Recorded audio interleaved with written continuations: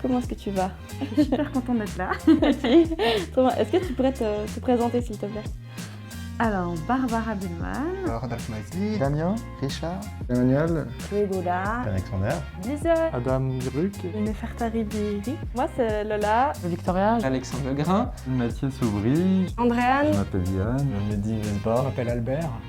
Et comment toi t'as connu la commission? Enfin, comment t'es venue l'idée de postuler à la commission? c'est ma maman. Ah, C'est ma maman qui me disait toujours que je parlais trop et puis que là je pourrais le faire avec des gens qui ont envie de parler avec moi. excellent. un ami au scout qui m'a dit « Hey, tiens, t'aimes bien la politique, vas-y, peut-être ça peut t'intéresser. » Bah go, alors on y va. Et je me rendais pas du tout compte de l'impact que ça pouvait avoir. par un vulgaire flyer, où j'ai vu qu'il recherchait, tout début c'était la campagne Je participe, et puis je me suis dit allons-y, soyons fous. Un jour il y avait les affiches de la commission qui sont apparues dans mon école et ça m'a trop donné envie. Et je trouvais que c'était l'opportunité parfaite. C'était pas le terme politique ou le débat qui m'intéressait, c'était plus l'idée tout le temps de changer ce qui nous dérange.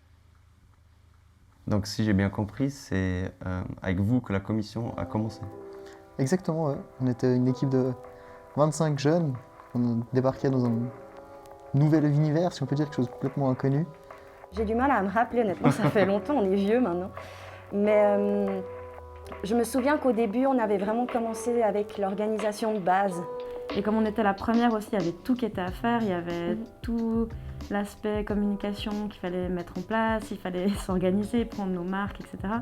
C'est une expérience, donc Parlement de jeunes novices, qui finalement ne partait de rien, et pour se rapprocher d'une certaine manière des jeunes. C'est-à-dire, on a pris position sur des projets de loi, on a pris position sur des politiques du canton aussi. Et puis à la fin des 2 ans, on a vraiment réussi à faire un truc super. Puis quand on voit encore maintenant ce que vous amenez, on se dit ça a fonctionné, puis ça continue de fonctionner, quoi. Vu que vous êtes la toute première génération, c'est le fait d'avoir vraiment tout mis en place. J'ai l'impression, justement, votre règlement, il a été modifié, il me semble, une seule fois en 2017, mais des modifications mineures. Et donc j'ai l'impression que le fonctionnement, que ce soit du bureau, de la présidence, etc., a été fait dès les premiers mois, quoi. Et pour ça, vous avez fait un excellent travail et je vous félicite pour ce que vous avez fait. Tu aurais des exemples d'actions que vous avez fait? Oui, par exemple, on s'est réunis avec le Conseil d'État et la Grève du climat afin de discuter sur justement le thème de l'environnement, après toutes les premières manifestations qui a eu lieu au début de l'année 2019. On avait fait un groupe de travail sur les transports publics, la question de l'accessibilité, de est-ce qu'il y avait un réseau qui était assez développé, enfin voilà, pour les jeunes. Le Grand Conseil va être amené à discuter d'une proposition pour instaurer le droit de vote à 16 ans dans le canton de Vaud. Ce qui m'a le plus marqué, c'est qu'on avait développé le projet EasyVote en Suisse romande, qui est un projet qui a promu la participation des jeunes. Dans le reste du monde, je trouve qu'il y a des gens qui meurent pour pouvoir avoir des droits civiques, et nous en Suisse, on a cette chance inouïe de les avoir à tous les niveaux. La première chose, c'était le comité de préavis des attributions financières. Donc à l'époque, c'était la SPJ encore il y a 2 ans. Recevait des projets de jeunes, des projets qui voulaient monter, donc skatepark, c'est le cliché, on avait tout le temps ça. Skatepark, concerts, conférences, construction d'un bus en bar aussi, c'était génial ça. Et il me semble que le budget annuel était de 100 000 francs, donc c'est vraiment pas négligeable. Un sondage qui a été fait auprès des élèves de l'école obligatoire sur l'enseignement à distance. Puis j'ai pu participer à l'une des séances à côté des conseillers personnels de César Marel. On a demandé au canton d'interdire toute discrimination homophobe de manière explicite dans le règlement d'application de la LEO. Une étude qui avait été faite auprès des jeunes de 17 ans pour savoir un petit peu sur des thématiques telles que l'égalité homme-femme et d'autres sujets du même style, et savoir un petit peu, on a dû analyser les chiffres qui étaient sortis ou bien donner un peu notre impression. Et après on parlait devant justement à peu près 200 personnes, dont Alain Berset, donc c'était impressionnant. En tout cas, avec Madame Amarel, on a parlé de tout ce qui était école, et maintenant, du fait que je sois à la HEP pour devenir enseignante, ça m'a apporté pas mal de choses de pouvoir l'écouter et entendre ce qu'elle avait à dire là-dessus et puis de savoir qu'on est en tout cas écouté. Fondamentalement, ce qui est rigolo, c'est qu'avec la consultation du règlement d'application sur la loi sur l'enseignement obligatoire sur laquelle on avait été consulté, en fait, c'est des choses que j'applique aujourd'hui au travail. Et c'est assez rigolo. Par exemple, le droit aux élèves de s'exprimer dans leur établissement ou leur collège, ça a fait qu'aujourd'hui, les conseils des délégués, ils sont obligatoires en fait dans les différents établissements. Donc ça, tu te rappelles comme un souvenir marquant de la commission, c'est que vous avez travaillé sur cette Léo? Oui, tout à fait. Est-ce que tu penses que ça va t'apporter des choses pour ta vie future ou même ta vie professionnelle? Alors ça, c'est sûr à 100%. S'exprimer, structurer ses idées, ses propos. Collaboration aussi, c'est extrêmement important pour le monde professionnel. Savoir s'organiser. J'ai un peu découvert ce milieu entre guillemets de la politique et ça m'a aussi appris beaucoup de choses et du coup maintenant je viens d'être élue au conseil communal de ma commune et c'est un peu grâce à mon engagement de la commission. Ça t'a motivé en fait, c'est ça? Ouais, c'est ça, exactement. Je me suis présenté au conseil communal des Palinges. C'est que quand j'ai quitté en 2019 la commission de jeunes, je me suis retrouvé d'un point de vue débat et échange d'idées et création d'idées. Plus rien. C'est plus rien, exactement. Ouais. Trouver une autre activité semblable, alors ça a été clairement le conseil communal. La commission de jeunes a fait partie de mon adolescence. Moi, je dirais que être président de la commission de jeunes du canton de Vaud, ça je pense que tu le sais toi-même, Nefertari, ça implique une certaine méthode. Il s'agit en fait de vraiment pouvoir interagir avec différentes actrices et acteurs. Il s'agit vraiment de savoir communiquer. Je me fais enseignant actuellement, je fais quelques remplacements et je suis bien content de savoir comment cadrer un groupe. Ouais. Je pense qu'elle me donne une certaine légitimité quand je peux me présenter face à des professeurs, face à des collègues ou quand je suis impliqué dans certains projets, travaux. Je n'aurais pas pu m'ouvrir des portes de pensée pour appréhender l'avenir. Je pense que ça fait partie de mon projet de vie justement de m'engager pour... dans mon engagement citoyen, je pense que c'est de se former aussi en esprit critique et ça m'a donné un peu cette occasion. C'est vrai que ça m'intéresserait peut-être dans le futur de m'engager encore. Ça a pris une grande part de ma formation en tant que jeune adulte en fait. Je pense qu'on peut dire aussi que la commission t'a impacté, mais vu que justement tu as consacré 4 ans de ta vie, on peut dire que tu as aussi grandement impacté la commission. Et qu'est-ce que tu retiens réellement en fait, de ce que tu as fait durant ces 2 ans? Des fois, on a reçu des invités, des gens comme Pascal Boulis ou Cécile Amarel, et de pouvoir avoir des discussions comme ça avec eux, c'était vraiment des moments marquants, je trouve.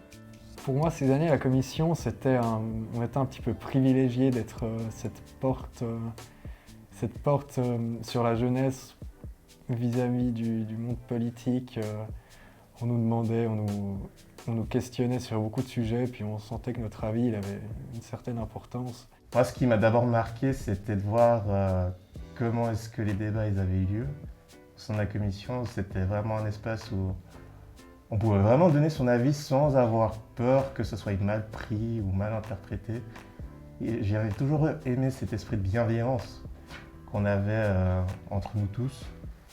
Puis surtout, les gens qu'on rencontre à l'intérieur. Enfin, moi, je me suis fait des amis que je vois encore maintenant et qui ont ils ont chacun une personnalité assez extraordinaire, quoi. Je pense que c'était surtout les collations qui m'ont marqué le plus. C'est vraiment ce moment de rigolade avec tout le monde, que voilà, on change un petit peu de côté, on passe de ce sérieux, très sérieux, à un côté un peu plus détente, on parle, on rigole. C'est ce qui m'a plu le plus dans tout ça. Après, les sessions cantonales aussi sont des moments auxquels j'ai eu beaucoup de plaisir à participer. Là encore, il y a des politiciens, il y aura des personnes il y aura des lycéens, des étudiants, des écoliers, et chacun a une perspective qui vaut la peine d'être partagée. Et finalement, c'est cette grande diversité de parcours, de rencontres, d'outils qui sont vraiment uniques à chaque fois. C'était que j'ai pu participer à une table ronde pour la fête des 25 ans des jubilés de la Fédération suisse des parlements de jeunes. Et j'ai pu faire un débat et je me souviens que c'était horrible la première heure parce que je pouvais rien dire, on me laissait pas la parole alors que j'étais la seule jeune, où on me laissait juste la parole en mode journal ou réseaux sociaux, enfin des trucs de clichés de nouveau. Et juste les 10 dernières minutes, les 3 dernières minutes même, je vais vraiment dire ça, j'ai donné mon intervention alors que c'était pas demandé. Et j'ai pu donner mon avis et répondre un peu avec des choses qu'ils avaient dit parce qu'ils rabaissaient beaucoup les jeunes, je trouvais, alors que c'était une fête c'était quand même pour les jeunes. Ouais, ça va. Et du coup, j'ai pu m'exprimer devant Guy Parmelin, devant Anne Stöckli et plein d'autres. Et franchement, j'ai trouvé ce moment plutôt cool. C'est là qu'on voit quand même le chemin qui reste à faire pour trouver la voix des jeunes et dans un débat de 1 heure, de voir que la seule jeune puisse s'exprimer que les dernières minutes. Même si on a l'impression des fois de ne pas être écouté, ou que même si on a un peu de la peine à donner ses idées, que je pense qu'il faut faire le maximum et juste pour éviter d'avoir des regrets plus tard et de pouvoir s'exprimer et de oser parce que finalement les adultes, ils ont été à notre place et ça ne veut pas dire parce qu'ils ont quelques années de plus que nous ou beaucoup d'années de plus que nous qu'ils sont forcément la connaissance. Dans une démocratie, il faut que toute la population, quelles que soient toutes les catégories de la population soient représentées. C'est important pour qu'on puisse vraiment avoir les avis et les opinions de chacune et de chacun. Les intérêts des jeunes ne sont pas forcément pris en considération, enfin ils ne me semblent pas plus que d'autres groupes, voire moins même, malheureusement. Cependant, je pense qu'il y a une certaine capacité de regroupement, de partage d'idées, de débat et de volonté aussi de défendre ces idées, que ce soit pour Black Lives Matter ou les grèves pour les droits des femmes ou tous les mouvements les concernant. Je pense qu'il y a quand même une volonté de s'affirmer par rapport à une politique, par rapport à des idéologies qui ont régné longtemps, qui ont créé cette société dans laquelle on est, mais qui, à certains égards, arrivent à bout de souffle. C'est que c'est un moyen en fait de découvrir et de s'ouvrir sur le monde qui nous entoure. Et je pense que maintenant, dans une société où finalement on est face à beaucoup d'enjeux, on est face à des enjeux qui à certains moments suscitent en nous, je dirais, un certain instinct de survie, d'une certaine manière, une certaine remise en question de qui on est. Je pense que l'idée de prendre connaissance du monde qui nous entoure, de s'intégrer dans le monde qui nous entoure et d'avoir la volonté d'ouverture vis-à-vis de ce même monde qui nous entoure, eh bien cette volonté-là, c'est celle qui nous permettra, à mon avis, de construire une société qui sera la meilleure possible. On se focus vraiment sur le projet, sur l'engagement, et c'est vraiment dans ce moment-là où on peut développer plein de compétences personnelles qui seront très utiles pour la suite. Et puis même si on a l'impression de ne pas s'y connaître dans le sujet, c'est en l'amenant sur la table qu'on peut avoir des personnes qui nous donnent leurs avis, leurs expériences, leur vécu, ce qu'ils connaissent sur le sujet. C'est très précieux en fait d'avoir des jeunes qui peuvent se former dans un cadre comme celui-ci qui est sécurisé dans un sens, et puis ensuite avoir les outils pour aller plus loin. Donc il faut continuer. Merci pour ces beaux mots de fin. Merci beaucoup pour cette discussion. Avec grand plaisir. Je te souhaite encore beaucoup de plaisir et de chance de continuer dans ce chemin dans le futur. Merci beaucoup, puis bonne chance pour la suite avec la CDJO. Merci beaucoup. Merci beaucoup, pareillement, et je souhaite aussi plein de succès à la Commission de Jeunes pour ses 10 ans. Merci à vous de m'avoir invité. Avec plaisir.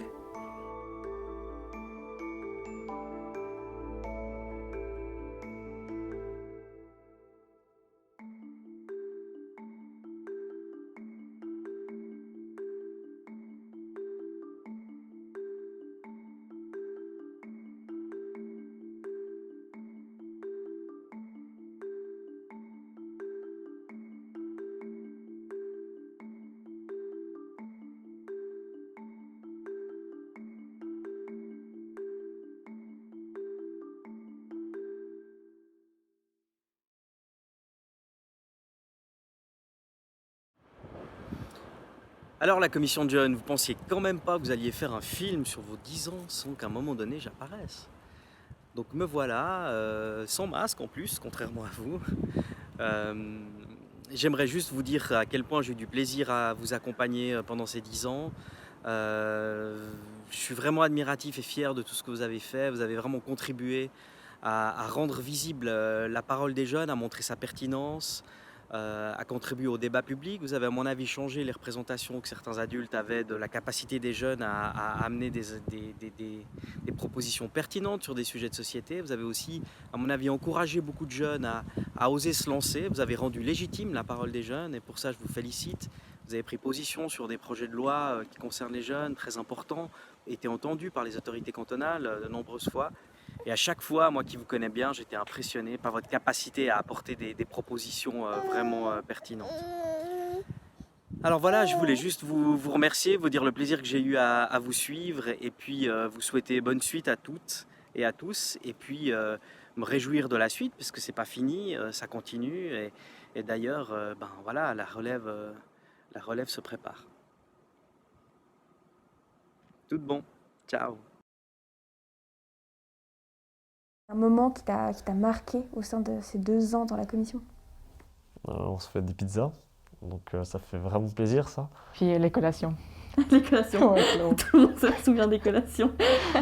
Ils sont marquantes ces pizzas. En plus on avait des cartes de fidélité, donc on s'en est fait des pizzas gratuites. Les pizzas kebab qui étaient devenues... Aux séances de bureau. Ouais, c'est ça, anecdotique. Et puis plaisir gustatif aussi. C'est incontournable ça, la commission, je pense vraiment, les pizzas. Donc c'est le mot de la fin, la pizza.